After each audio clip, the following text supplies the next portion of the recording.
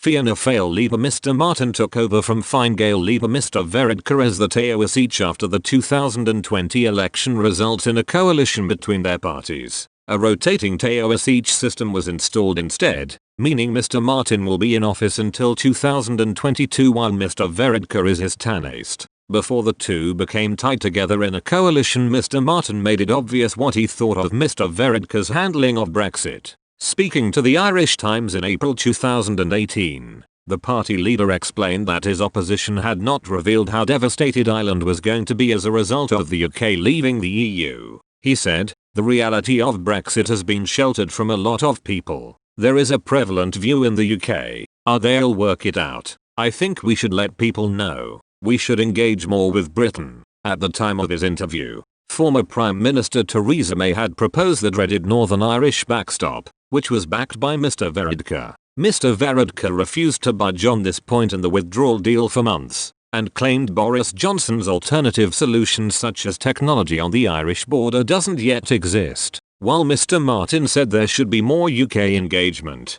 Mr Varadkar was often dubbed the poster boy of the EU, as he frequently sided with Brussels. The Irish Times summarised Mr Martin's words. He thinks he might have made more of a difference if he was in Leo Varadkar's shoes. He added, "I'd like to think I would have kept better channels open with Britain." When asked if the lack of domestic preparedness within the Emerald Isle was the Irish government's fault, he said, "I think so, yeah. I think the government should have been far more proactive." The Irish Times added. He is also critical of the government's failure to push the need for state aid for companies left high and dry by Brexit. He said the government should have stopped any agreement on the UK's transition period until there was clarity with the border. Mr Martin explained, "The December agreement with the British for a backstop was spun brilliantly before Christmas. You know, it was as if it was peace in our time. There was a celebration between Christmas that we had arrived at the Holy Grail, and that the North was going to be sorted,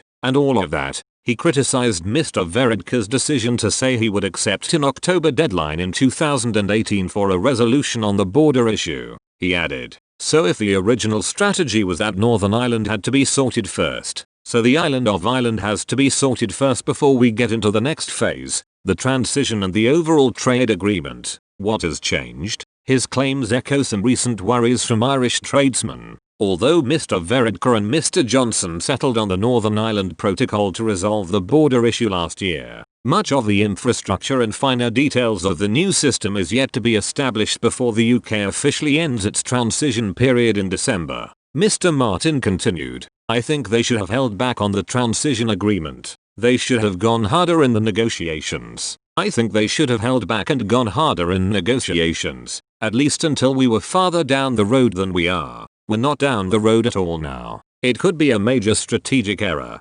Mr Martin wanted to set up a special economic zone with different rules for the North which would allow it to operate as both UK and EU. Indeed, this is what Mr Johnson's Northern Ireland Protocol tried to establish. Northern Ireland still leaves the EU, but remains part of the single market and customs union to prevent a border arising on the island of Ireland. However, it was a last-minute deal struck in the autumn of last year. Disagreements about other post-Brexit trade deals, such as access to UK fishing waters, have overshadowed concerns regarding the Irish border.